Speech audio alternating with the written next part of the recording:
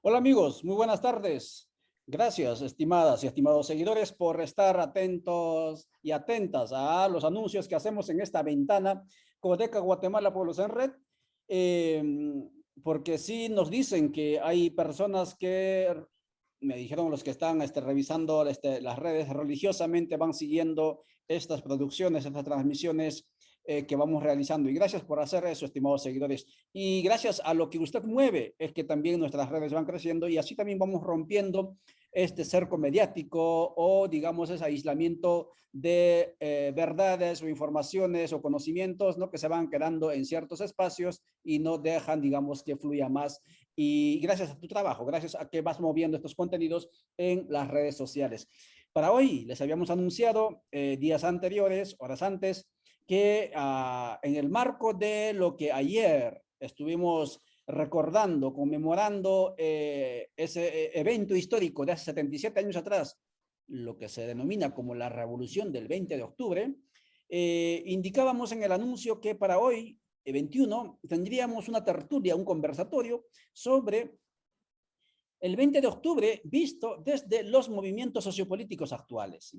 Porque tenemos que entender, estimados seguidores, que, y nuestros invitados que usted está viendo aquí en la pantalla, así también seguramente lo entienden, que las luchas sociales, que los sueños, que los intentos de cambio no son rayos, no son relámpagos en cielo despejado, como decimos en otras latitudes, en el sur, por ejemplo, sí.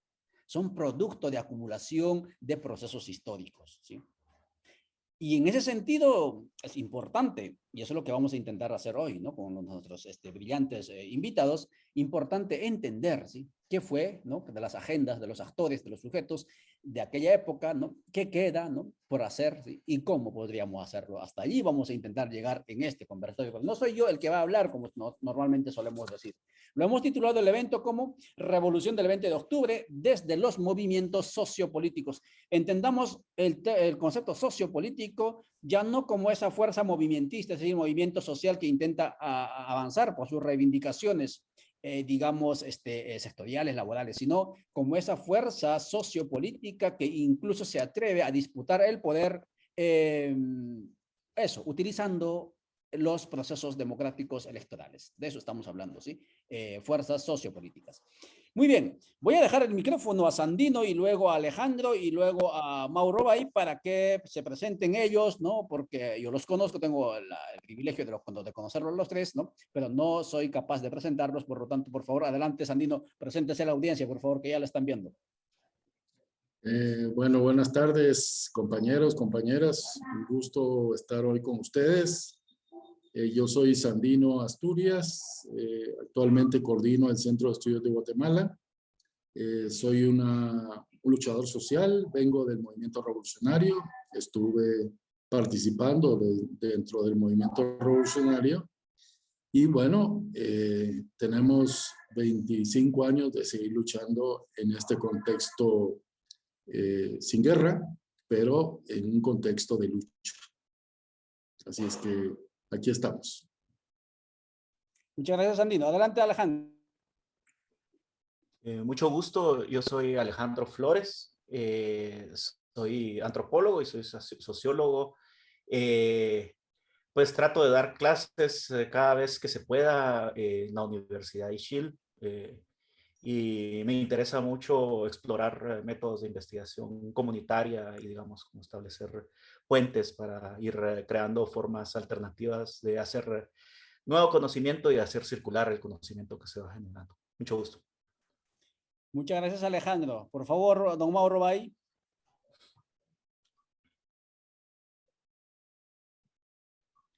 Su micrófono, por favor.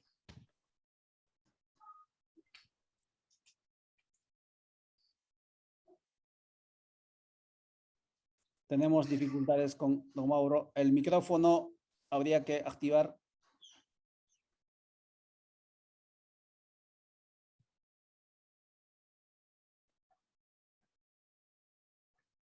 Yo presentaré entonces a don Mauro Bay. Él es, también viene de historias de las... Ahí está. Adelante, don Mauro. Hoy se me escucha. Sí, bello.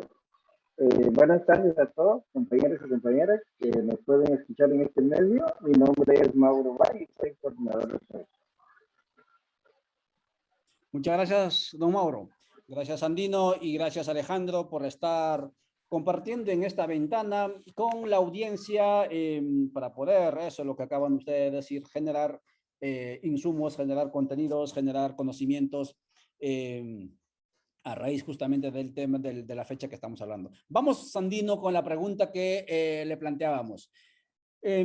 ¿Cuáles son las agendas pendientes o agendas truncadas de la Revolución del 44 y las mismas en el contexto actual aún tendrían vigencia como propuestas? ¿Serían posibles? Adelante, por favor, Sandino.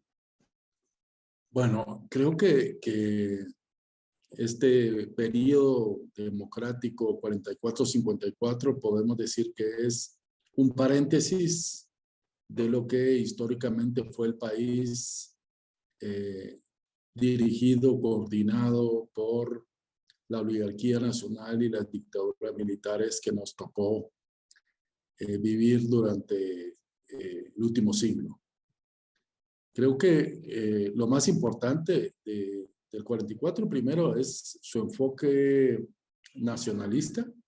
Es el único gobierno que realmente pensó en el desarrollo nacional, en tener una política nacionalista. Esto llevó a algunas acciones en contra de intereses transnacionales, como fue la nacionalización de la Oil Free Company y de otras empresas transnacionales, lo que lo marcó como una política a favor de la nación. Entonces, me parece que ese es un aspecto muy importante. Después, el tema de la tierra.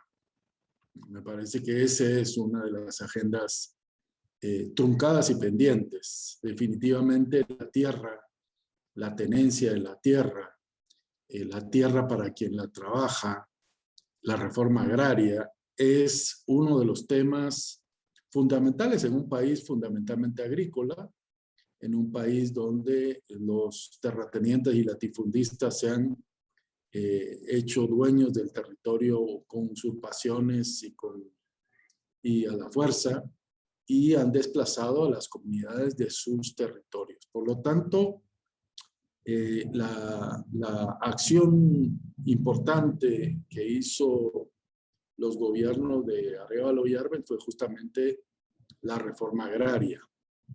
Reforma agraria que fue truncada, y no solo truncada, sino revertida, y la tierra se le devolvió a los grandes oligarcas y se repartió además entre los militares que participaron en la contrarrevolución. Entonces, este es, digamos, otro de los grandes temas que el país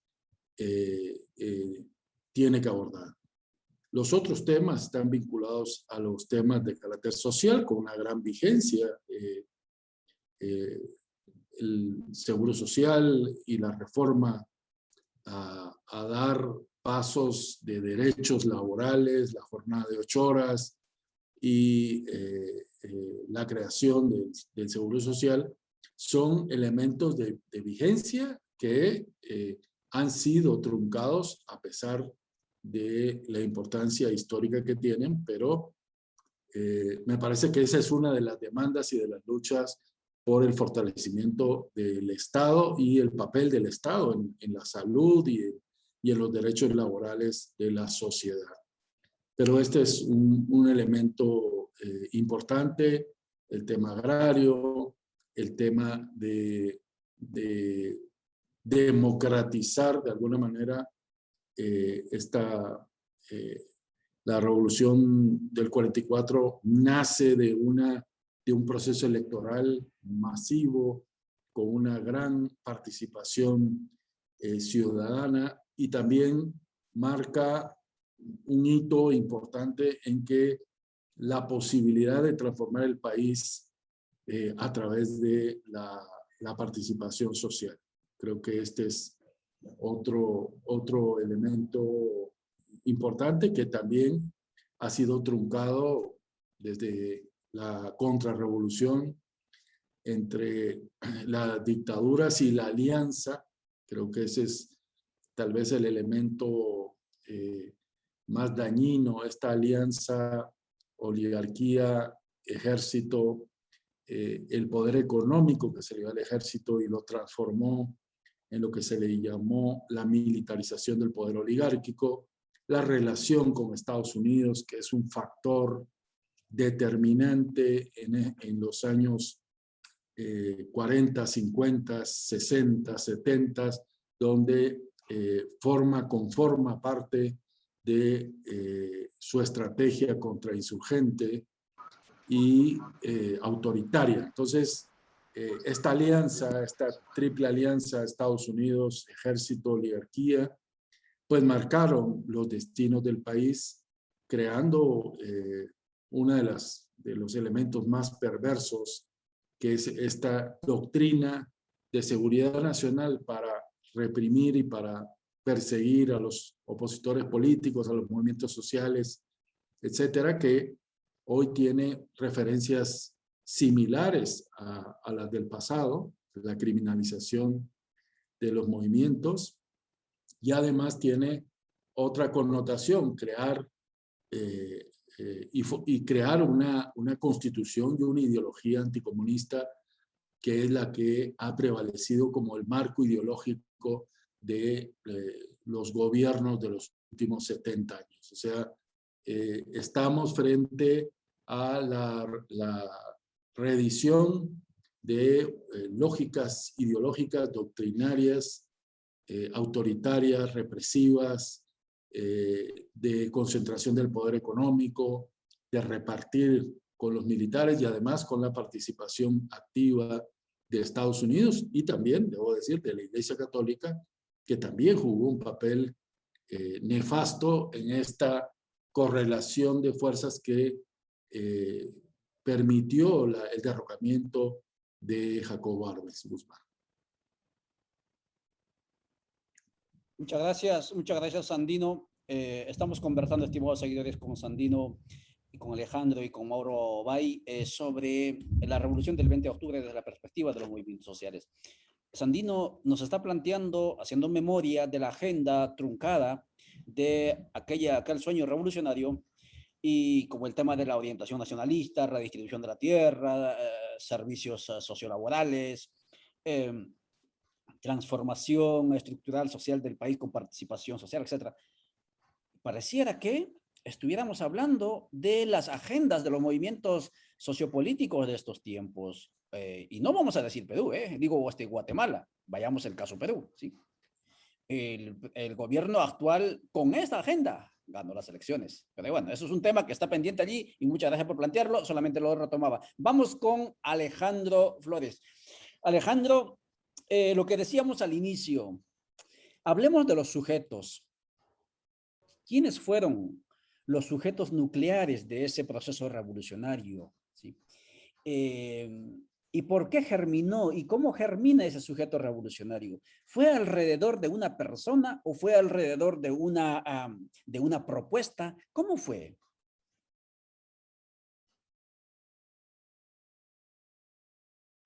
Perdón. Muchas gracias, Juvenal. Saludos nuevamente a todos y a todas los escuchas. A los oyentes, perdón. Pues yo creo que aquí podemos hacer tal vez una separación así para guiar el análisis de esta respuesta que estás planteando.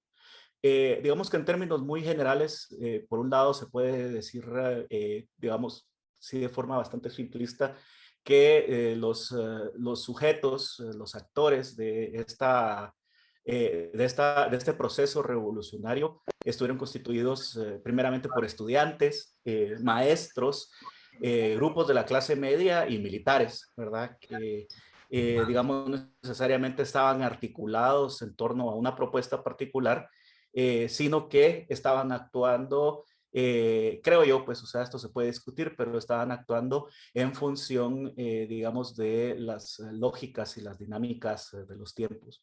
En ese sentido, tal vez es importante recalcar, digamos, cómo esta articulación que se da entre distintas perspectivas en ese momento no necesariamente sigue, digamos, un paradigma digamos, de centralismo o de, digamos, de una dirigencia específica, sino que son expresiones que pues se vinculan. Eso hablábamos con el colega Marco Fonseca, ¿verdad? De que él propone esta idea, pues, de que desde que entonces tenían, digamos, una naturaleza rizomática, habla él, ¿verdad? Esto de rizoma es, digamos, como pensarlo en una raíz, o sea, como las raíces de las papas, ¿verdad? Que no tienen una estructura para arriba, sino que hay como distintos tubérculos, ¿verdad? Donde se va gestando la lucha social. Una cuestión característica, tal vez, es que ese movimiento es eminentemente un movimiento urbano, ¿verdad? Que a diferencia, digamos, de otros momentos de la historia de Guatemala, pues posiblemente en el segundo periodo revolucionario, digamos, pero de las luchas revolucionarias de los años 60, 70 y 80, sobre todo en los 70 y los 80, uno ve, digamos, un componente campesino por un lado y por otro lado un componente indígena mucho más fuerte. En esa parte, digamos, de la historia, no necesariamente las cosas son así. Y digamos, una de las contradicciones que uno ve al origen de la revolución es pues esta famosa masacre de Patsicía del 44, ¿verdad? Que ocurrió un par de días después de la revolución y bueno, todavía se está escribiendo al respecto, pero digamos que sí marca, digamos, como una contradicción que se podría leer críticamente, lo que no significa, por supuesto, que haya que tirar el agua con el niño adentro, ¿verdad? Sino como pensar que todos los procesos, pues, no son químicamente puros, sino que todos los procesos políticos e históricos tienen sus contradicciones internas, momentos incluso de violencia que hay que analizar de modo ponderado y matizándolos, digamos, críticamente. Luego, habría que poner atención, creo yo, tal vez a esta otra parte, digamos que es como una parte más histórica en el sentido de ese como declive momentáneo que se da de la lógica del capitalismo finquero cafetalero de finales del siglo XIX, pues digamos, obtiene cierta, bueno, una relevancia muy grande con la Revolución Liberal de 1871 y que después, digamos, va a llegar a definir toda la lógica del Estado de Guatemala y que va a encontrar tal vez un punto como más álgido con el gobierno de Jorge Ubico. Sin embargo, precisamente las características de la dictadura de Ubico son posiblemente las que hacen que ese modelo eventualmente entre en crisis, precisamente por los antagonismos que empieza a generar dentro de algunos sectores de las clases medias urbanas y también dentro de algunos sectores de la misma oligarquía cafetalera, ¿verdad? También, digamos, su actitud con Estados Unidos, pues, o sea, Ubico era completamente servil hacia el gobierno de Estados Unidos. Lo que decía Sandino, pues también con la United Fruit Company, la compañía de ferrocarriles, etcétera, digamos, eran como digamos, actores con los que Ubico tenía, pues, una actitud de mucho servilismo. Entonces, lo que hay que ver ahí es de que eso le hace perder esto que se puede llamar, y también lo hablábamos con Fonseca, ¿verdad? De la crisis de hegemonía, ¿verdad? En un momento determinado existe una crisis de hegemonía precisamente porque ese como consenso que existió en algún momento entre grupos de élites medias y élites altas empieza a desmoronarse y eso empieza a generar contradicciones internas dentro de los mismos grupos de poder y de algunos grupos, digamos, de poder subalternos. Entonces, si querés, lo dejamos por ahí y podemos seguir después. Muy bien, muchas gracias. Alejandro Flores, conversando con usted junto con Sandino y con Mauro Bay sobre la revolución del 44, del 20 de octubre, desde la perspectiva de los movimientos sociales. Vamos a ir con Mauro Bay. Conocemos que el movimiento Codeca, al cual coordina don Mauro Bay y también es uno de los fundadores, recoge en buena medida no solo la agenda, sino también la mística de esas luchas revolucionarias de Guatemala. Y en ese sentido, don Mauro, Codeca fue o se inspira en alguna medida en los sueños revolucionarios del 20 de octubre de 1944. ¿Cuál de las agendas específicamente recoge de aquella revolución? Bueno, de hecho, La revolución de octubre del 44 para nosotros fue un ejemplo para los guatemaltecos que todo es posible. Sabemos que ahí se hicieron grandes logros y que esos logros ahorita ya se están algunos siguiendo por otra vía, por toda la situación, la política neoliberal en que vivimos los guatemaltecos.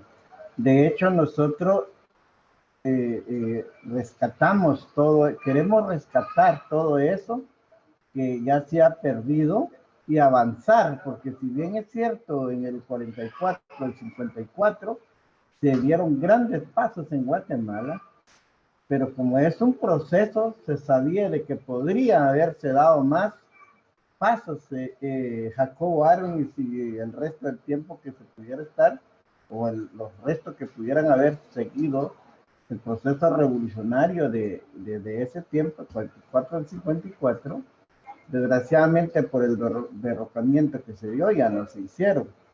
Pero de hecho nosotros estamos ya tomando en cuenta eso, los logros que se alcanzaron y que ahora se han truncado y lo que faltó para hacer, porque es necesario ya, desde ya planificar, empezar a ver eso, para poder que en algún momento nosotros tenemos que tomar en cuenta eso y empezar a promover en la sociedad y a ejecutarlo en el gobierno al lograr ya tomar el poder.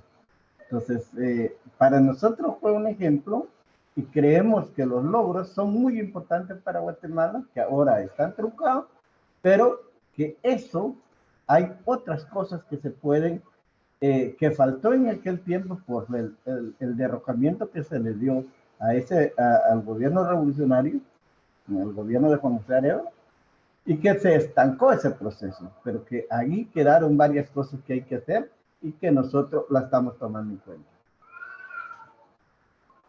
Muchas gracias, don Mauro, por su comentario y su respuesta a la pregunta de qué toma de la revolución del 44 la agenda Codeca en el siglo XXI. Regresamos con Sandino Asturias. Hay una pregunta que surge y surge con más fuerza, digamos, Sandino, a raíz justamente de lo que ocurrió en Bolivia.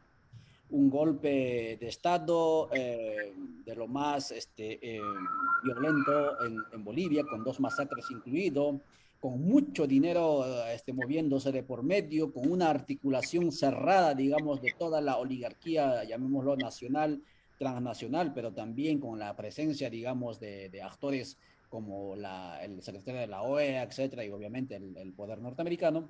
Mas, sin embargo, le dieron la vuelta a este golpe.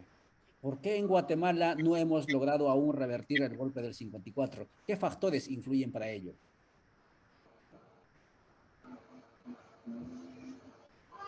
En primer lugar, perdón, me parece que Guatemala fue una de las pioneras en este proceso de transformación y en este enfrentamiento a Estados Unidos. O sea, Guatemala en su contexto de 44 al 54 era ejemplo latinoamericano de transformación, ejemplo de nacionalismo, ejemplo de políticas nacionales, ejemplo de nacionalizar empresas norteamericanas, ejemplo de desarrollo nacional.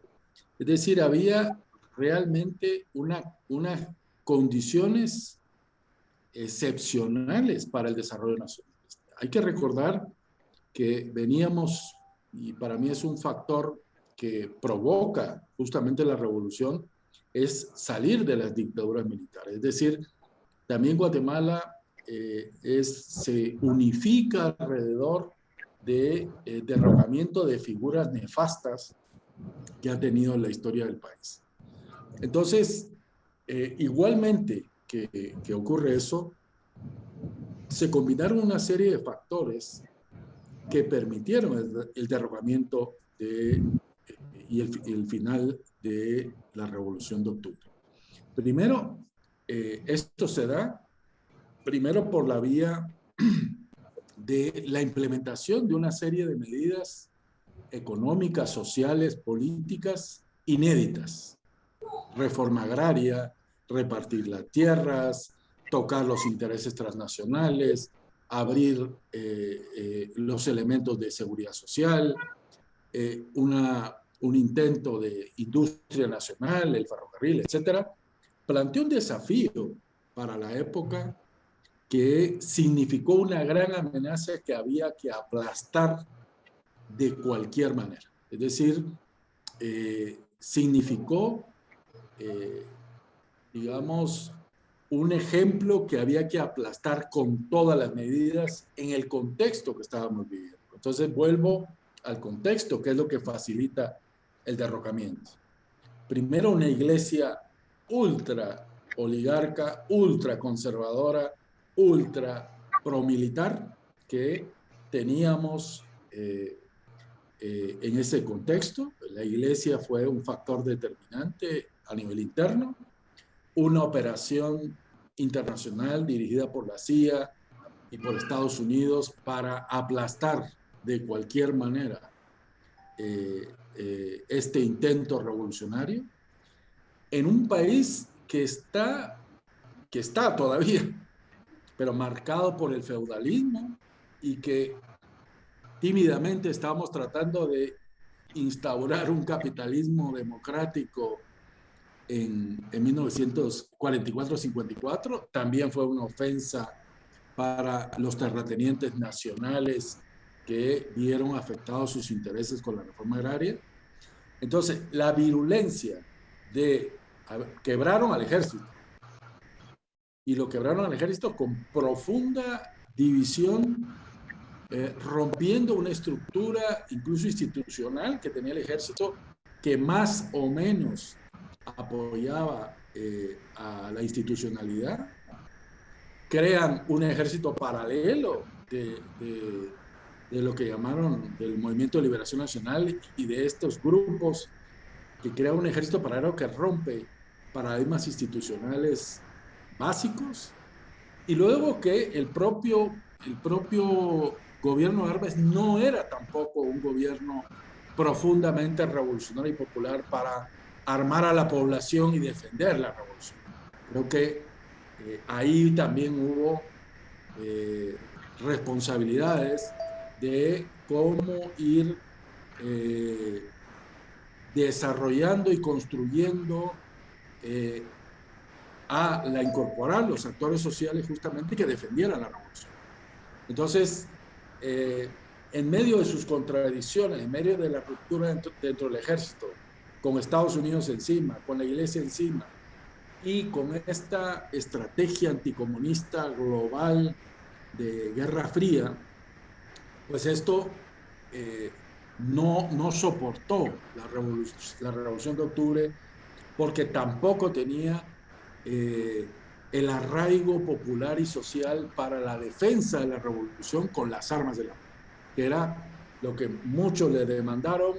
Había algunas armas, había posibilidades de defender mejor la revolución, pero no había, digamos, la estrategia política militar para defender la revolución. Entonces, la consolidación del movimiento contrarrevolucionario junto a Estados Unidos, la iglesia, el ejército. Hay que recordar que el ejército, la constitución se volvió anticomunista y el ejército se le dio el papel de cuidar esa constitución anticomunista. Entonces se institucionalizó el anticomunismo. La represión se convirtió en el factor desencadenante de la persecución de cualquier opositor político. Entonces pasamos de una revolución progresista, amplia, abierta, a un oscurantismo ideológico, anticomunista, una represión brutal, que nos lleva a 1960 hasta el 96 a un movimiento revolucionario que intenta tomar el poder por la vía armada única opción que había en ese contexto para enfrentar un país militarizado, un país de dictaduras militares, un país sin espacios políticos y democráticos, un país en manos de la oligarquía, del ejército y de Estados Unidos, que es lo que mantiene este régimen cerrado que hoy pervivimos. Es decir, esta parte de construcción ideológica, esta parte de falta de democratización, falta de desarrollo económico, apertura económica, y todo cerrado a monopolio, monocultivismo, extractivismo, beneficios de los de siempre y ausencia de interrelación social para modelos económicos incluyentes. Entonces estamos de alguna manera en cosechando de alguna manera ese autoritarismo represivo, militarista. 200.000 muertos, 50.000 desaparecidos son una factura muy grande para evitar justamente que la población retomara y hiciera lo que hizo Bolivia, lo que hizo Evo, lo que hizo Venezuela, lo que hizo Cuba con su revolución, es decir, poder darle la posibilidad de que la población pudiera tener la dirección del movimiento y del país. Por eso es que Che Guevara, que estaba aquí en el 54, es una de sus experiencias más traumáticas en el sentido de ver cómo una revolución se destruye y todo el mundo salve si no puede. O sea, cómo la consolidación del anticomunismo articulado de la Iglesia Católica, de la oligarquía nacional de Estados Unidos, o sea, construye un sistema que aún no hemos podido romper por lo represivo, por lo cerrado, al repartir intereses económicos al sector militar, convierte a los militares en parte de los intereses que están defendiendo, y esto hace un sistema mucho más complejo, mucho más difícil de derrocar. Pero no tengo la menor duda de que serán los movimientos los que le darán vuelta a este país y permitirán que este país tenga el futuro que merece. Gracias, Sandino. Estamos conversando, estimados seguidores, con Sandino, con Alejandro y Mauro, sobre la revolución del 20 de octubre, tanto a nivel de su ideario, es decir, de su propuesta, como también a nivel de sujetos, desde la perspectiva de los movimientos sociopolíticos. Alejandro, ¿considera usted que que este contexto que vive el país son urgentes cambios estructurales? ¿Y qué cambios tendría que hacerse en el país para poder reencauzar hacia destinos más promisorios a Guatemala? Sí, yo creo que los cambios estructurales en Guatemala nunca han dejado de ser urgentes, entonces definitivamente estaría de acuerdo con eso. La pregunta es precisamente, digamos, esta segunda cláusula que propones, que es cuáles van a ser esos cambios que se van a hacer en la actualidad, ¿verdad? Que es como una de las grandes interrogantes que creo que hay a la hora que se tiene este debate, ¿verdad? Definitivamente, como mencionaba el compañero Mauro, digamos, los logros que se lograron, que se alcanzaron con la revolución deberían de ser, creo yo, que puntos de partida también para, digamos, o sea, no son necesariamente cambios, pero que sí había que lograr preservarlos de algún sentido. Pues, o sea, hablamos del seguro social, por ejemplo, de pues, una legislación de trabajadores relativamente favorable, digamos, aunque cada vez menos. Luego, pues, no sé, restituir el sindicalismo que ha sido tan golpeado, pues, precisamente por estos procesos de contexto histórico que se mencionaban antes, específicamente con el papel de la contrainsurgencia y el desmembramiento, digamos, de gran parte del sindicalismo en Guatemala.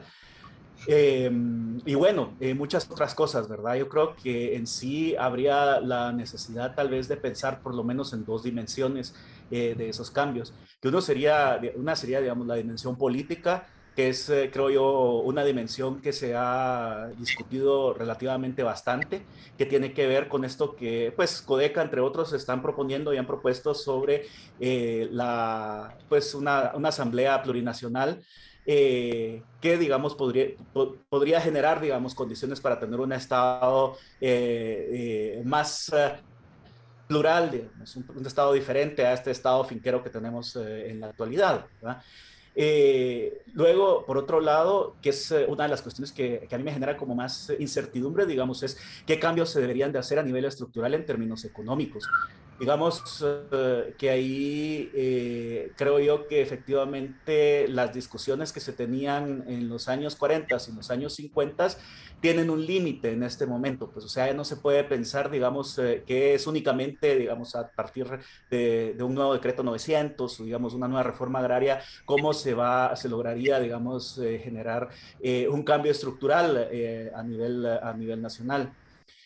Una de las preguntas, digamos, que yo en ese sentido me haría es cómo se logra, digamos, que estos procesos de transformación social que se están proponiendo desde distintas organizaciones y desde de distintos frentes de lucha, por decirlo de alguna forma, pueden eventualmente contribuir también a traer más frijol, más tortilla, digamos, agua limpia, las mesas de la gente, digamos, o sea, una mejor calidad de vida, ¿verdad? Entonces, esa es como una gran interrogante que habría que plantearse y que posiblemente pueda ser el resultado, digamos, de conversaciones más de esta naturaleza, más colectivas, en donde se trate de generar pues un modelo de desarrollo alternativo a este que tenemos, que se ha basado básicamente pues en, no sé, pues en este etos finquero, cafetalero, criollo que hemos tenido acá en Guatemala y pues en los últimos, no sé, pues en el último medio siglo, que ha sido contrainsurgente, que también ha sido neoliberal.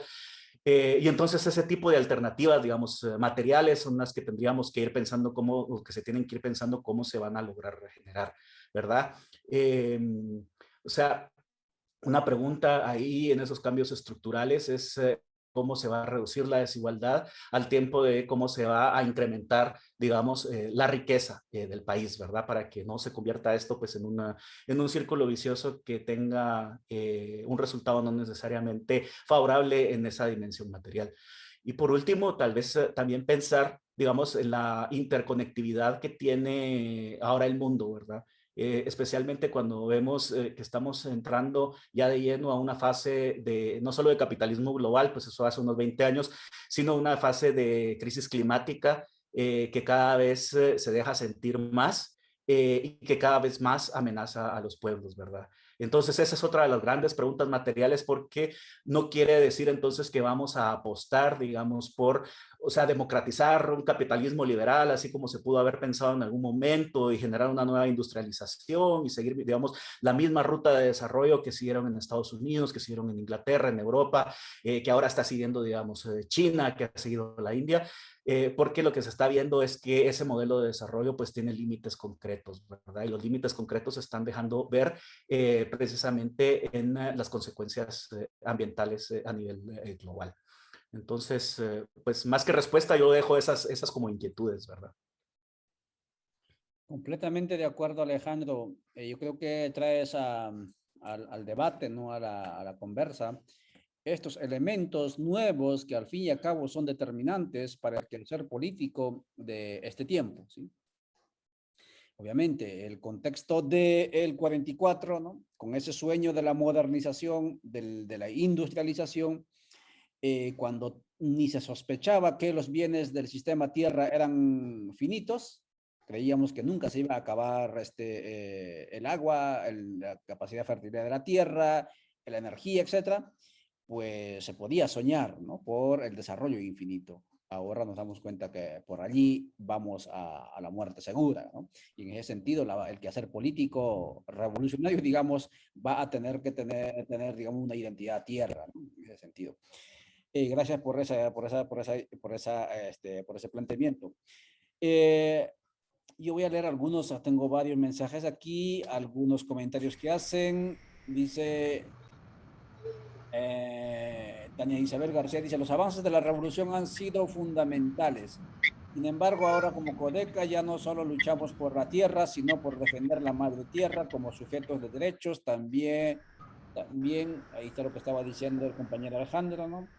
también ya no solo luchamos para mejorar las condiciones de los pueblos indígenas, sino nuestra lucha también es por constituir a los pueblos indígenas como sujetos de derechos. Ahí hay otro debate, Maynor Zicap, se está debatiendo los opositores públicos, ¿qué opinan para quienes dicen? A ver, bueno, vamos a leer estas preguntas en el momento, porque Lucrecia y Maynor están debatiendo allí. Muy bien, hay que debatir, hay que debatir, hay que preguntar, hay que atreverse a cuestionar, ¿no? Y a formular las preguntas. Don Mauro Bay, sabemos que uno de los actores principales de aquella época, de hace 77 años atrás, fueron los jóvenes, muy bien lo acaba de decir, si mal no recuerdo, Alejandro o Sandino, fue de la ciudad hacia el campo, urbano quiero decir. La pregunta es, ¿considera usted que para derrotar y construir, digamos, este poder, ¿no? Tener hegemonía de poder, controlar ese poder en Guatemala, la única vía, la única salida será la participación política electoral o se considera otra posibilidad? Porque al fin y al cabo se pueden ganar elecciones, pero te dan golpe de Estado. En el Perú, pobre Castillo, ¿no? Este campesino que está queriendo hacer cambios, pero mire, ya van un mes y no lo dejan gobernar, ¿sí? Todo el tiempo están con la amenaza de que te vamos a vacar, ¿no? Utilizando y manipulando la constitución, etcétera. Y quiere cambiar la constitución, tampoco le permiten hacer, digamos, convocar a la Asamblea Constituyente. A Morales, el proceso de cambio boliviano, le tiraron un golpe de Estado, ¿no? Cuando empezó a hacer los cambios que había prometido. ¿Considera usted que la única salida es la vía electoral, don Mauro, o qué plantea usted? Yo sé que la pregunta es muy atrevida y en público, pero por ahí vamos. Bueno, yo pienso que no. La salida puede ser una, la vía electoral, pero otra puede ser la desobediencia civil y la lucha militar, ¿verdad? La experiencia que hemos tenido en Guatemala han habido varias, pero en estos momentos estamos manejando la lucha electoral. ¿Por qué? Porque después de la guerra se firmaron acuerdos de paz. Y en los acuerdos de paz quedó establecido la libre participación, la participación democrática, y nosotros como tales tenemos que optar por esa opción. Eso no quiere decir que estamos olvidando de que hay otras formas. Simple y sencillamente que nosotros ya miramos un derramamiento de sangre en Guatemala y no queremos volver a ese derramamiento de sangre, porque desgraciadamente el que sufre es la población civil, ¿verdad? De hecho, todos los guatemaltecos que están en los ambos bandos, entonces una guerra es triste, y por eso es que se firmó la paz. Y desde allí empezamos a ver la lucha electoral. Pero para hacer una revolución tenemos que estar claro que para hacer cambios profundos, estructurales de un país, no lo va a hacer una persona ni un equipo de dirigentes, sino que lo va a hacer un pueblo organizado.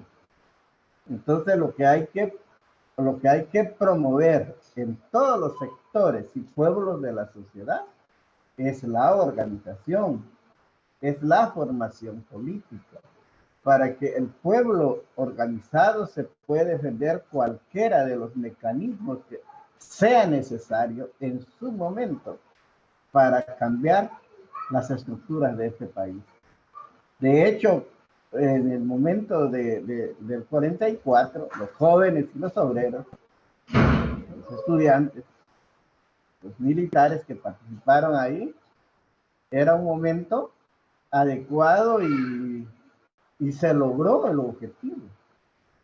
Pero ya sabemos que atrás de todo esto están los gringos y que los gringos no dejan gobernar a los gobiernos democráticos. Entonces, aquí, ante eso, solo la organización del pueblo puede salvarse un país en manos de todas estas intervenciones internacionales, ¿verdad? Y en todas las políticas nefastas que hay con la oligarquía de los países, en este caso en Guatemala. Pero ahorita todos debemos de estrechar filas para ver el momento electoral. Y desde ahí fijar una postura de acuerdo a las respuestas que nos dan. Porque en estas elecciones nosotros dimos cuenta que ya van con el fraude, ¿verdad? Tienen miedo de perder. Ojalá no obliguen a la población a la desobediencia civil, pues, pero que la salida de este problema es la organización de los pueblos, de los sectores que la integramos en la sociedad guatemalteca. Si estamos unidos, si estamos preparados, si estamos organizados, cualquiera fuera la forma y lo podemos alcanzar. Si no estamos organizados, ni una de todas puede funcionar. Porque atrás de una toma de poder viene un ataque en los diferentes medios de comunicación, en diferentes formas, como lo están haciendo ya con los países de América del Sur, lo hicieron con Cuba y luego con los países de América del Sur. Sabemos exactamente cómo maneja el sistema oligárquico de los pueblos, la política contrarrevolucionaria. Sabemos muy bien cómo manejan los Estados Unidos las políticas contrarrevolucionarias y ante eso tenemos que preparar. Pero por ahorita, la lucha electoral debe ser la que debemos apuntar todos para dar pasos que nos puede dar indicio que se puede seguir después. Muchas gracias, don Mauro Bay, por su respuesta, por su comentario a esta inquietud de cuál debe ser el camino. ¿Tendrá que ser la vía electoral necesariamente? Y él indica que sí. Efectivamente, estamos hablando, estimados seguidores, sobre la revolución del 20 de octubre de 1944, de esos 77 años atrás, desde la perspectiva de los movimientos sociales actuales. Y en ese sentido, Sandino, la pregunta es, y creo yo los tres están coincidiendo efectivamente que sí urgen cambios, que sí es necesario transformaciones estructurales, etcétera. Pero la inquietud está pendiente en esto de cómo articular al sujeto sociopolítico amplio, ¿sí? Que encabece, que dinamice esos cambios estructurales pendientes en el país, ¿sí? Yo sé que no hay manuales, pero ¿por dónde usted vislumbra eso? Su micrófono, por favor, Sandino. Yo creo que justamente el 44 nos dio una lección de momento de crisis política, momento de dictaduras militares, momentos de profunda crisis económica, es lo que hace llegar a momentos de transformación social. Yo creo que desde el movimiento revolucionario que identificamos, el actor social campesino indígena tiene que ser el motor de la revolución, y así fue. El motor de la revolución armada fue justamente la población campesina, indígena, justamente porque en la interpretación más científica de la realidad guatemalteca es que es el sujeto más sobreexplotado y en el cual se basa el sistema de opresión. El racismo es la base de dominación económica de este país. Y por lo tanto, el actor social indígena y campesino será el actor que va a transformar este país. Entonces, me parece que ahí está el primer desafío. Y creo que en estos últimos tiempos hemos encontrado con mucha satisfacción que el liderazgo de las luchas sociales están viniendo desde los territorios y desde el campo y desde las poblaciones indígenas y campesinas. Eso es muy importante y estratégico para Guatemala. El segundo elemento es que el proceso de transformación, creo que todos también somos conscientes, debe partir de un principio de unidad nacional. Es decir, la guerra, la contrainsurgencia, el modelo neoliberal, el modelo económico impuesto, la usurpación de nuestros territorios. Ha sido una de las maneras que hemos encontrado de organizarnos para defender los derechos y los territorios. Pero justamente dar el paso que mencionaba Mauro, que es el momento de tomar el poder político, y el contexto de hoy abre la posibilidad de hacerlo por la vía electoral o por la lucha política, para ponerle un término más amplio, esta lucha política que tiene que tener una correlación de fuerzas que vaya a respaldar lo que haga este nuevo gobierno de las amplias mayorías. Justamente porque sabemos y conocemos la capacidad de reacción, organización, articulación, guerra sucia que han hecho estos. Hoy estamos enfrentando una más. Guerra psicológica y guerra de los grupos paramilitares para querer saquear el erario público del país, extorsionando al Estado en complicidad del presidente. Entonces, son expertos en eso. Y por lo tanto, el movimiento que transforme el país tiene que ser un movimiento amplio. Tiene que haber una unidad nacional. Tiene que haber una unidad entre los movimientos sociales, los movimientos campesinos e indígenas, que tienen que ser los protagonistas, y las fuerzas políticas progresistas, legales o informales que existen en el país. Tenemos que construir una amplia alianza, un frente nacional de salvación que permita darle rumbo al país. El país, en manos de la oligarquía, en manos de la derecha, en manos de la corrupción, en manos de la contrainsurgencia, en manos del crimen organizado, está deshecho. Este país está deshecho, no tiene viabilidad política. El modelo económico impuesto solo ha aumentado y solo hemos aumentado la desigualdad social. Tenemos que tener y construir un nuevo modelo, pero ese modelo tiene que ser un modelo que unifique las fuerzas sociales, las fuerzas indígenas, las fuerzas campesinas, las fuerzas urbanas, las fuerzas políticas y sociales, que deben establecer un acuerdo, porque tomar el poder político es una primera fase. Cambiar las estructuras constitucionales en una asamblea plurinacional es una segunda fase.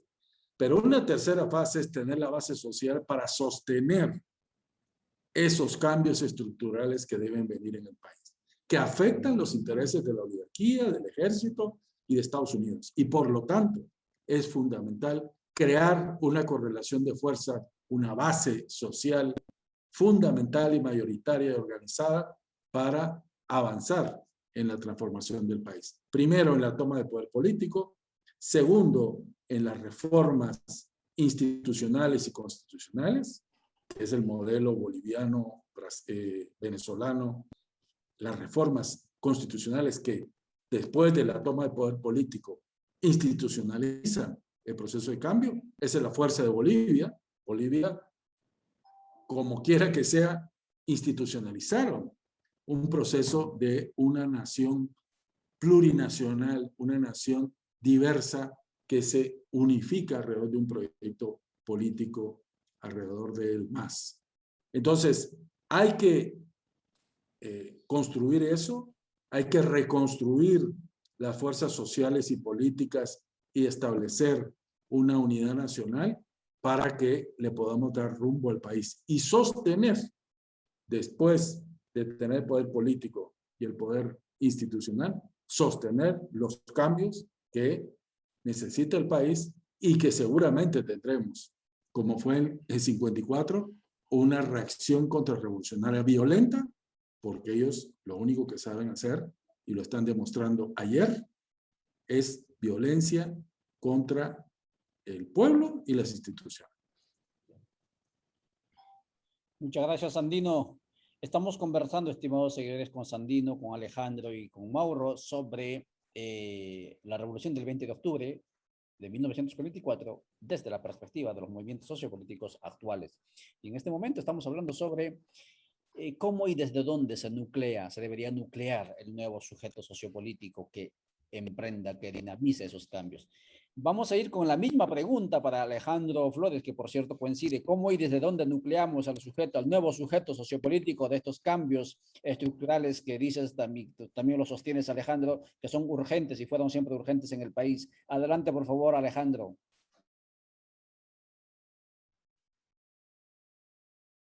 Gracias, Juvenal.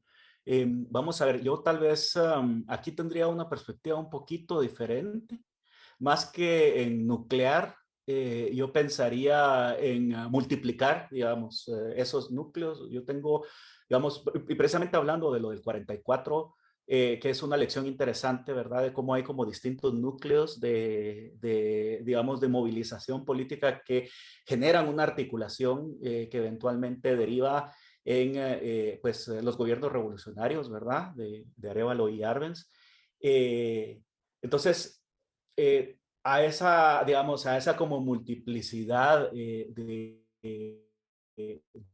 perspectivas, se le suma también, digamos, como que las condiciones contextuales a nivel nacional e internacional, ¿verdad? Entonces, uno de los retos, creo yo, ahí consiste en pensar, digamos, en ir desarrollando como olfato, o sea, cómo todos logramos cada vez desarrollar mejor olfato para ver cuáles son esos momentos en donde se van generando, digamos, como coincidencias, se podría decir, que pueden tener ese efecto multiplicador, pero a la vez ese como dispositivo articulador de las distintas experiencias y luchas, ¿verdad?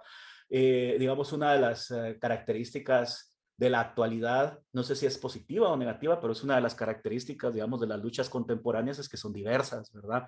Hay movimientos indígenas, hay movimientos de mujeres, hay movimientos de comunidades LGTQ+, más, hay movimientos de trabajadores, digamos, hay como una diversidad bastante grande, ¿verdad?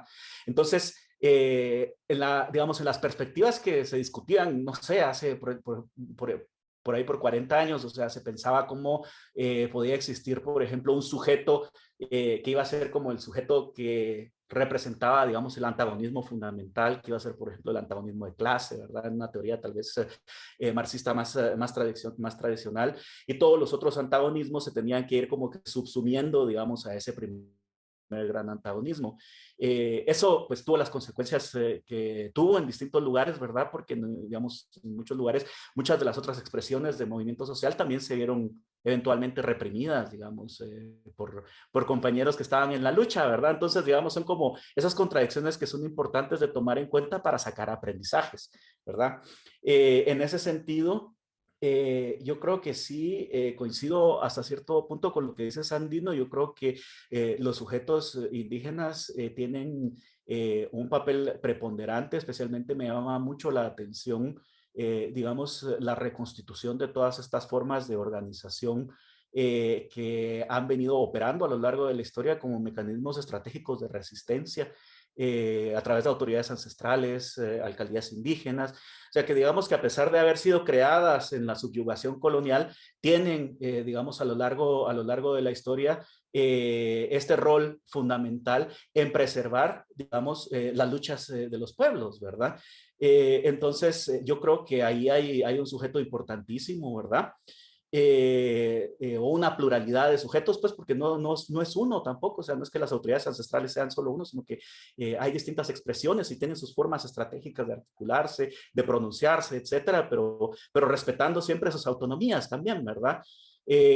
Luego, pues pienso también en estas luchas de las mujeres, pienso también tal vez en las nuevas luchas de los trabajadores, digamos, estas nuevas formas de trabajo que se están dando, que no se terminan, digamos, de conceptualizar como trabajo, pero que es importante, digamos, entenderlas y fomentar a partir de ellas procesos de organización.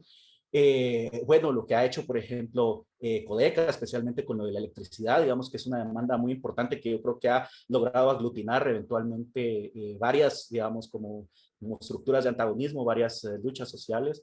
Pero también, digamos, o sea, la gran pregunta, creo yo, más allá de pensar en la unidad, es pensar en la articulación, ¿verdad? En la articulación de todas estas miradas y la articulación precisamente en un marco digamos, de respeto mutuo, de construcción, que permita generar, digamos, una de las cuestiones que son fundamentales en todos estos procesos que se vienen dando a lo largo del siglo XX y pues ahora parte del siglo XXI, que son esas disputas por el futuro, ¿verdad? Porque al final de cuentas, ¿qué es lo que estamos haciendo aquí? Sino disputar el futuro. O sea, estamos de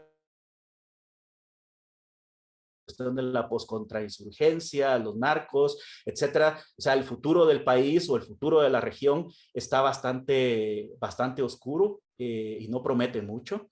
Y entonces una de las cuestiones que tenemos que hacer es pensar cuál va a ser ese futuro que vamos a generar a partir de todas esas articulaciones. Los proyectos revolucionarios, hubo varios pues que eventualmente se articularon en la URNG, pero por lo menos hubo 4 organizaciones, ¿verdad? Que era la Organización del Pueblo en Armas, el Ejército Guerrillero de los Pobres, las Fuerzas Armadas Rebeldes y el Partido Guatemalteco del Trabajo, pues en un momento pues se articulan, pero se articulan todavía bajo una estructura de compartimentalización que no necesariamente tuvo los mejores resultados en su momento, aunque se lograron pues avances, pues yo creo que definitivos e innegables con la firma de la paz. Por lo tanto, se logró detener la violencia hasta cierto punto, pero también no fue una derrota en el sentido de que se haya tenido que pues, entregar las armas de una forma sumisa, digamos, sino que pues, se logró crear una mesa de negociaciones, se lograron firmar una serie de acuerdos de paz, que por supuesto después pues, los poderes fácticos del país se los pasaron por el arco del triunfo, como pues, sabemos que ocurrió en ese momento de la historia. Entonces creo que en ese sentido, o sea, recapitulando, digamos, la apuesta tiene que ser más que por la unidad, por la articulación, ¿verdad? De todas esas perspectivas y miradas de lucha que existen en la actualidad y construir a partir de esa articulación una apuesta por el futuro. Muchas gracias, Alejandro. Vamos a ir avanzando y estamos en la tercera fase de esta tertulia, de esta conversada, estimados seguidores, hablando sobre la revolución del 20 de octubre de 1944 desde la perspectiva de los movimientos sociopolíticos actuales.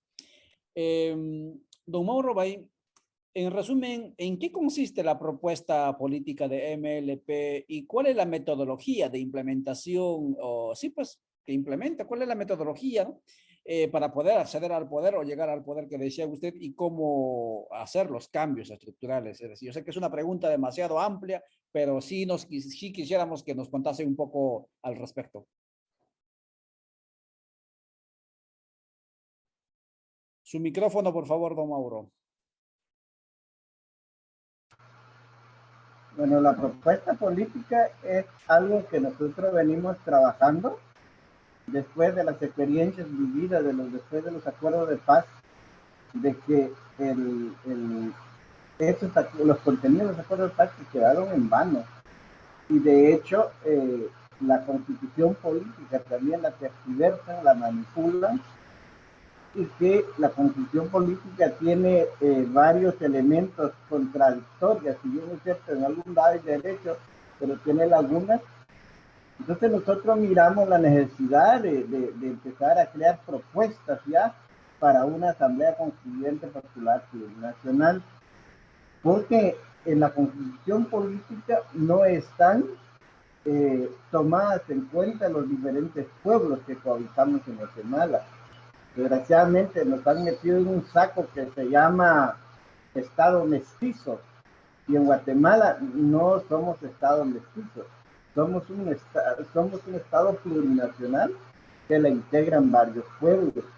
Entonces, desde esa visión, nosotros empezamos a trabajar cuál sería una propuesta de una asamblea constituyente que veníamos trabajando desde el 2000 para ver cómo analizar. Pues, somos campesinos, no tenemos la idea para ver cómo empezar a trabajar esa parte, pero bueno, empezamos a hacer asambleas y en las comunidades para tocar el tema, y así fuimos construyendo, y ya en el 2012 ya esto ya fue agarrando más seriedad, en la cual ahorita ya tenemos una propuesta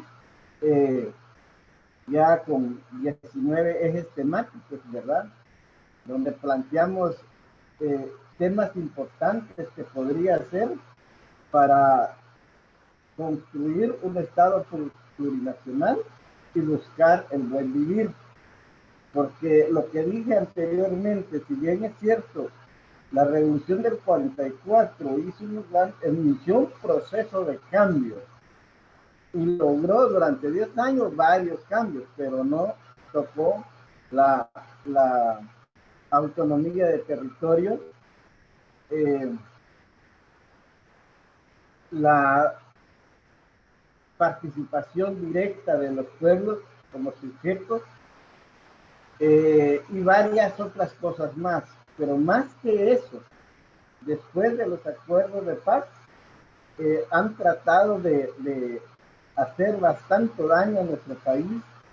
El gobierno, todos los gobiernos de turno, o la oligarquía a través de los gobiernos de turno, han ido manejando de profundidad la corrupción, ¿verdad? Violando todas las leyes del país para imponer lo que quiere, perjudicar el medio ambiente, destruir la madre tierra. Entonces, ahorita es un reto para todos los pueblos cómo reconstruir lo que estos han destruido, ¿verdad? Por eso es que dentro de la propuesta de la Asamblea Constituyente que tenemos, qué modelo de Estado queremos, qué sistema político, cómo debería funcionar el sistema político, cómo debería funcionar el sistema de salud, el sistema de educación, el sistema de justicia, y luego cómo funcionaría la autonomía de territorios, cómo funcionaría la madre tierra como ya como sujeto de derecho, no es como un objeto comercial como se ha manejado por el sistema capitalista. Bueno, son como dije 19 ejes temáticas que tenemos ya enmarcado dentro de esa propuesta. La metodología que estamos utilizando es asamblearia, ¿verdad? Tenemos organización en las comunidades de todo el territorio nacional donde llevamos a cabo asambleas y como organizaciones que coincidimos en este cambio, en la cual están ya unidos en los territorios, ¿verdad? En los territorios hay organizaciones comunitarias, municipales, departamentales, y estamos trabajando ya conjuntamente para seguir profundizando el proceso, y también estamos tratando de articular a todas las organizaciones que tengan alguna idea sobre un Estado plurinacional, como también las organizaciones que buscan cambio en el país. Para eso en junio empezamos a abrir reuniones abiertas de articulación ya junto con el CTO y Tejiendo Pueblos, que son 3 organizaciones que veníamos ya trabajando de carácter nacional, aparte de las que ya se han integrado desde lo municipal, lo departamental. Pues con estas 3 organizaciones estamos tratando de ampliar para que todos los sectores se unen, aunque sí me duele decir, ¿verdad?, de que no hay mucho interés para varias organizaciones, un proyecto de nación. Hay más interés para la participación política electoral. Todo el mundo quiere articular a través de un partido o de una candidatura, o repartir candidatos, repartir huesos, como se dice vulgarmente. Ahí sí todo el mundo quiere articularse, pero articularse detrás de un proyecto de nación nos está costando, porque para eso nosotros hemos abierto ese espacio. Ahorita el 10 de noviembre tenemos otra reunión para que todas las personas, sectores de las 6 organizaciones pueden llegar, porque lo que tenemos que discutir en la mesa son los temas, en qué coincidimos, en qué no coincidimos, cómo podemos mejorar. Por eso la primera propuesta fue de 14 ejes temáticos, pero ahorita ya son 19. Y aparte de eso, con todo este análisis que estamos haciendo ya con el conjunto de organizaciones, pues también pueden salir otras cosas que podríamos mejorar la propuesta. Porque si tenemos una propuesta que nos articula, seguramente vamos a tratar ¿cómo se llama?, de acumular todos nuestros esfuerzos todas nuestras luchas, todo nuestro esmero para poder cambiar esta situación del país a través del momento electoral o a través de otra forma que sea necesario según como se dé en el país. Eso lo estamos haciendo de carácter general, aunque al interno como Codeca cada día siempre manejamos la organización comunitaria, los barrios. Ahorita ya empezamos en los barrios de la capital, ahí en los barrancos, porque ahí está la gente desposeída y debe organizarse, ¿verdad? Y tenemos que pensar en esa gente que está desde las comunidades, desde los barrios marginales, para ver cómo se levanta y empieza a entender cuál es la salida de toda una problemática que vivimos. Porque nosotros nos hemos dado cuenta que todo el mundo se queja el que no tiene ni ropa para poner, ni comida, se queja el que ya tiene un salario, el que tiene una profesión de alto nivel, se queja el de la mediana empresa, pero cómo salir de toda esa problemática es lo que no lo hemos encontrado. Entonces lo que estamos haciendo es buscar cómo nos entendemos de los diferentes sectores para poder articular nuestros pensamientos y nuestras propuestas para plantear un cambio estructural del país y que de hecho nosotros miramos que debe ser una asamblea constituyente popular plurinacional, que para ello necesita todo este proceso de organización, de articulación, de esfuerzos para poder alcanzar esos objetivos.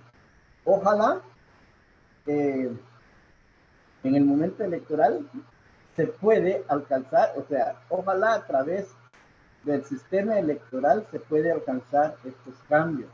Ojalá no tenemos que recurrir a otras formas más que la vía del voto, ¿no? Que el valor del voto pueda prevalecer para que se logren estos cambios. Pero para ello tenemos que prepararnos para ese momento, como para todos los momentos. Y eso solo se necesita organización, articulación con todos los sectores, ¿verdad? En la articulación, algunos dicen que si no articulas con los jefes, pues no estás haciendo articulación. Nosotros lo miramos que la articulación se debe empezar desde las comunidades, desde los barrios, desde los territorios, para poder fortalecer una fuerza nacional. No es fácil, pero no es difícil, porque nosotros, desde el 1992, que yo soy el fundador de Codeca, hemos logrado avanzar, expandir en todo el territorio nacional. Sé que lo demás se puede hacer. Es cuestión de buena voluntad y de entrega hacia un cambio en este país que tanto ha sufrido en Guatemala. Muchas gracias, don Morobay. Estimados seguidores, estamos concluyendo esta conversación, esta tertulia que hemos preparado para usted bajo el título de 20 de octubre, la revolución del 20 de octubre de 1944, desde los movimientos sociopolíticos actuales. Nuestros tres expositores coinciden que sí, efectivamente, aquellas agendas truncadas, como muy bien decía Sandino, deben de continuar y necesitamos cambios estructurales. En este caso, Sandino nos indica, después de habernos indicado las diferentes agendas, nos habló sobre las estrategias contrainsurgentes implementadas por todas las fuerzas, digamos, oligárquicas reaccionarias, ¿no? Imperiales en el país, ¿no? Pero también nos habló de la necesidad de la organización social. Lucha política se habló aquí, pero también la organización social. Y luego también Alejandro nos habló de los sujetos. Él nos plantea que no hablar de un núcleo, ¿sí?, sino más al contrario, hablar de la diversidad. Me parece súper interesante ello, puesto que, claro, la sociología clásica nos ha llevado siempre a pensar en sistemas de organización un tanto, no vamos a decir verticales, pero sí bastante uniformes, ¿sí? Y esa lógica, muchas veces en este tiempo donde lo local, ¿no? Lo local emerge con fuerza frente a lo global, muchas veces, pues no responde esas categorías. Y por lo tanto, el planteamiento que él hace es bastante sugerente y él nos llevó a un tema de cómo superar, ¿no?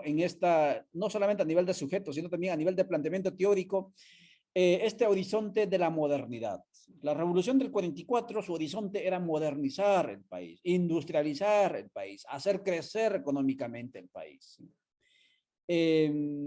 Y Alejandro nos llevó a la pregunta de los límites reales que tenemos en este momento, límites de la tierra, del sistema tierra, límites climáticos, energéticos, hídricos, nos obligan a pensar la política de manera diferente, la revolución obviamente de manera diferente. Yo creo que es un tema que deberíamos seguir ahondándolo, porque después de todo, ningún libreto que haya funcionado en tiempos pasados va a funcionar en estos tiempos. Y don Mauro Bay, ¿no? Nos llevó a esta idea de movimientos sociales, específicamente como el caso Codeca, que es donde él viene, recoge la mística, recoge el legado del 44 y me imagino también de otras luchas del país, pero también va más allá de ello, ¿sí? Habló en los planteamientos centrales que hace el movimiento asambleario, etcétera, que le indicaba el tema de la tierra como sujeto de derechos, el tema de la plurinacionalidad que implica la autodeterminación de los pueblos originarios que no estuvieron presentes en la revolución del 44, porque como decimos, era hijo de su tiempo esa revolución, ¿sí? Nos indica don Mauro Bay que importante la organización social y la participación política. Importantísimo ambos elementos para poder consolidar al sujeto sociopolítico que emprenda estos sueños de cambios, ¿no? Que seguramente recogerá y recoge el legado de la revolución de 1944. Este ha sido el conversatorio que quisimos trasladarles a ustedes, estimados seguidores, a través de este espacio Codeca Guatemala Pueblos en Red. Y voy a dar el micrófono a Sandino y Alejandro y a Mauro sucesivamente para que puedan ir concluyendo, o si tienen alguna idea que no han podido indicarnos, soltarlo también para transmitirlos. Y a usted que está al otro lado de la pantalla, también le pedimos que siga debatiendo. Tenemos bastante. Lo que pasa es que yo tengo este celular estancado, o sea, me dicen que no, y no es problema de señal porque yo probé en la computadora y sí se está transmitiéndose. Yo creo que tenemos falla porque hay gente que dice que está congelada la imagen, dice, pero no está porque la computadora está transmitiendo. Entonces sigan debatiendo porque hay bastante debate allí y por favor movamos estos contenidos, ¿no? En los espacios donde debemos de movernos. Adelante, por favor, Sandino, entonces si tienes alguna idea conclusiva y pues, también despedirte de la audiencia. Adelante, Sandino. Micrófono, Sandino, micrófono. Bueno, en primer lugar, gracias por la oportunidad. Creo que es bien importante estas reflexiones y esta posibilidad de pensar y construir lo que nos depara el futuro y el destino. Creo que somos una generación responsable de lo que pasa en el país.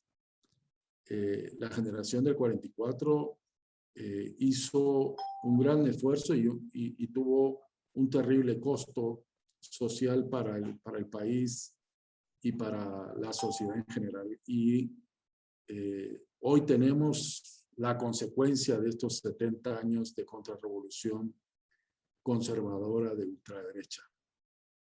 Y creo que soy ferviente que son los proyectos progresistas de izquierda amplios que deben confluir en momentos históricos determinados para transformar el país.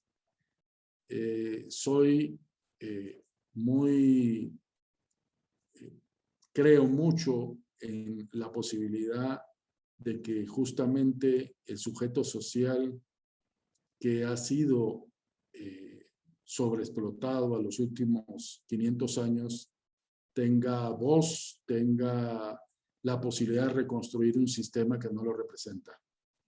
Y creo que estas luchas que cada vez son mejor articuladas, mejor llevadas justamente por un sistema que intenta imponer la injusticia, la impunidad, pretende imponer un sistema totalmente desigual y una élite económica que se sigue enriqueciendo a costa de la sociedad. Y por lo tanto, creo que estamos acercándonos a un momento histórico en la cual debemos converger los sujetos sociales, los movimientos, las fuerzas progresistas.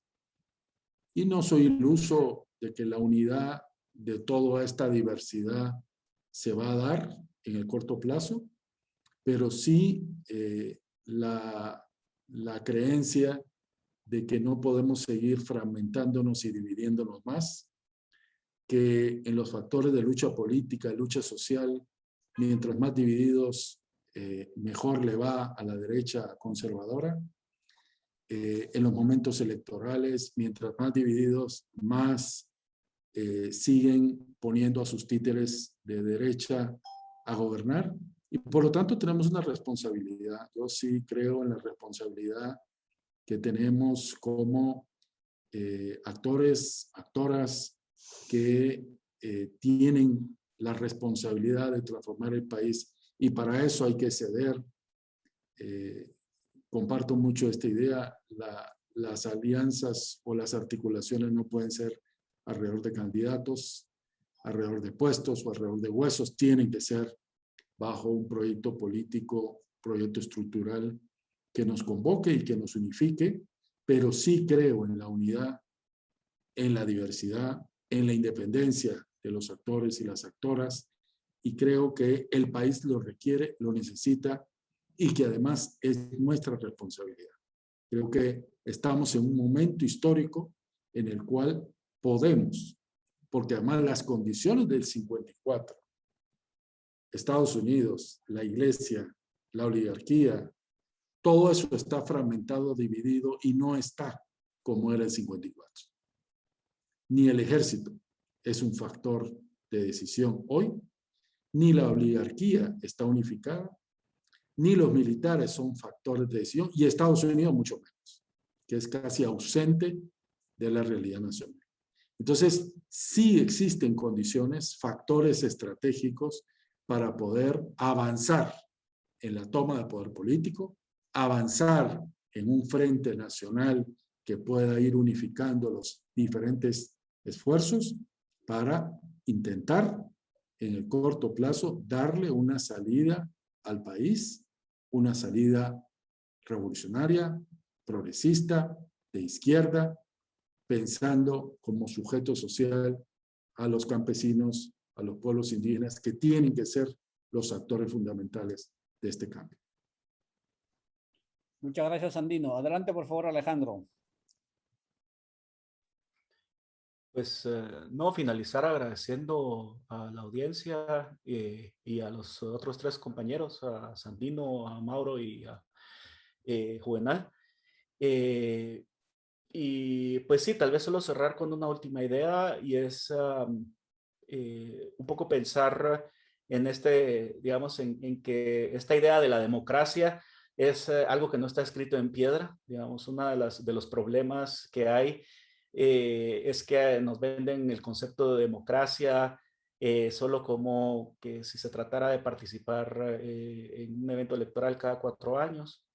Sino que la democracia puede ser otra de las cosas que nosotros disputemos también, precisamente para pensar ese futuro. Y una de las cosas que tenemos que pensar es cómo vamos a imaginar la democracia más allá, pues, de esta lógica clientelar, ¿verdad? En donde se manipulan las necesidades de la gente pues, para participar y crear esa ilusión de legitimidad política, por un lado. Pero por otro lado también pensar en esto que ya mencionaban los dos compañeros cuando me antecedían, de que dentro de las lógicas de participación, digamos, en el sistema de partidos contemporáneo, está esa trampa, ¿verdad? De que digamos, ser candidato para un puesto de elección popular o ser el candidato presidencial, etcétera, se convierte como en algo que moviliza los deseos, las ambiciones, a veces como los sueños de la gente, ¿verdad? y cómo eso se puede llegar a convertir en una trampa. Pues a veces la gente se enfoca demasiado precisamente en las candidaturas o, digamos, en llegar a ocupar un puesto, cuando el enfoque debería de ser, pues como han dicho antes, mucho más sistémico y mucho más, digamos, cercano a un abordaje de la complejidad que demanda una realidad histórica como la realidad guatemalteca, especialmente en este momento. Efectivamente, no estamos en la época del 44, o sea, la complejidad de hoy es increíblemente mayor que en ese entonces, no solo a nivel nacional, sino también a nivel transnacional, digamos, las relaciones que nos hacen estar, digamos, en situaciones de dependencia no son solo políticas, sino que económicas, ¿verdad? Y en ese sentido, pues los retos son muchos, ¿verdad? Es como decir, cómo, digamos, vamos a lograr sacar adelante a este país del atolladero y cómo vamos a ir construyendo ese futuro. Y tal vez ahí un primer reto es esto que se decía, ¿verdad? Ir, digamos, como una de las primeras luchas que podríamos hacer es como ir, digamos, problematizando esa como necesidad, ese deseo de ser necesariamente la persona que va a ser o que va a ocupar un puesto, digamos, en una candidatura determinada, pero también, digamos, todos los sectarismos que llegan a generarse o a derivar a muchas veces de eso, ¿verdad? Porque eso es algo que también está como vinculado, ¿verdad? Que alguien que tiene una posición de dirigencia y esta posición de dirigencia pues organiza a un grupo y bueno, se van generando ahí como todas estas particiones que al final terminan siendo, como decía Sandino, pues nefastas para las luchas sociales y son un regalazo, ¿verdad? Un regalazo así de gratis para pues los grupos conservadores y la derecha en general, ¿verdad? Porque ellos, digamos, ellos se articulan bien fácil porque cuando ellos sienten que su interés económico está amenazado, todos se ponen de acuerdo y se articulan de un segundo para el otro, ¿verdad? Pero nosotros en este lado es más difícil, o sea, se nos hace más fácil pelear entre nosotros que ponernos de acuerdo para hacer las cosas. Entonces, este es el reto, creo yo, de cómo cambiamos, digamos, esa cassette, esa narrativa de que lo más fácil es pelear entre nosotros y cómo puede ser que la apuesta sea de articular y generar, pues, condiciones de futuro. Gracias, Alejandro. Por favor, don Mauro. Vamos a activar el micrófono, don Mauro. Bueno, primero agradecer, Juvenal, por el espacio y agradecer a los compañeros que estuvieron en esta sala y a los que nos miran o nos escucharon, ¿verdad? Nos aguantaron el tiempo, tenemos la paciencia. Y bueno, quiero decirles de que este es un reto que tenemos todos y todas los guatemaltecos, los pueblos, desde el más analfabeto hasta el más académico, que tenemos para cambiar el país. Tenemos que dejar a un lado nuestros intereses personales, sectoriales y particulares para poder ver el problema serio que tenemos en el país y enfrentarla unánimemente. Ojalá podamos ir mejorando todo el sistema de organización, de articulación que necesita nuestro país para poder fortalecer esta lucha que llevamos y alcanzar los cambios que necesita Guatemala. Yo sigo en la invitación de que en la articulación tenemos reunión el 10 de noviembre para hablar sobre la articulación en Guatemala. La dirección es la 13 calle 12-48, zona 1. Ahí llevamos a cabo las reuniones y ojalá cada día se sumen más organizaciones, compañeros de carácter individual o colectivo, porque juntos tenemos que ir analizando realmente cuál es el proyecto que queremos y cómo enfrentarlo Porque una cuestión es las necesidades que tiene el país. Otra cosa es cómo enfrentarlo ante este oligarquía criminal que tenemos en Guatemala y la intervención extranjera que tenemos con los Estados Unidos, que son los criminales que han masacrado países, derrocado gobiernos, asesinado gobiernos y matado a los pueblos de hambre, ¿verdad? Entonces, aquí necesitamos articular nuestros pensamientos, nuestras ideas para poder cambiar este país. Es el reto que nos queda. Pues ojalá mejoramos, ¿verdad? En nuestra comunicación, en nuestra organización, en nuestra propuesta, para luego tomar el poder. Porque esto urge tomar el poder y hacer los cambios en el país. No hay otra salida. Aquí o nos unimos o nos hundimos. Muchas gracias. Muchas gracias, don Mauro. Muchas gracias, Sandino, y muchas gracias, Alejandro, por haber aceptado participar en este conversatorio que hemos titulado 20 de octubre de 1944 desde la perspectiva de los movimientos sociopolíticos. Les puse un mensajito, estimados seguidores, les cuento, les puse un mensaje por WhatsApp, les consulté si podían participar o no, y muy gentilmente hicieron espacio en su agenda nuestros tres invitados. Y por ello, muchísimas gracias a nombre de toda la audiencia, de todas las comunidades en resistencia, porque en buena medida nuestra audiencia también son nuestras y nuestros hermanos y nuestras hermanas de las comunidades en resistencia, que haciendo el esfuerzo de buscar señal en algún lugar cercano de su casa, pues nos siguen y obviamente también distribuyen, mueven estos contenidos. Gracias nuevamente, Sandino, gracias, Alejandro, y gracias, don Mauro. Próximamente vamos a estar anunciando más tertulias, más conversatorios, y usted, estimado seguidor, no se olvide que estos contenidos muévalos, porque es la única manera de, como dicen en el chat, ¿sí?, de seguir formándonos, porque el sistema nos ha excluido también de estos espacios de formación. Hasta la próxima, entonces. Muchísimas gracias por vuestra atención. Chau, chau.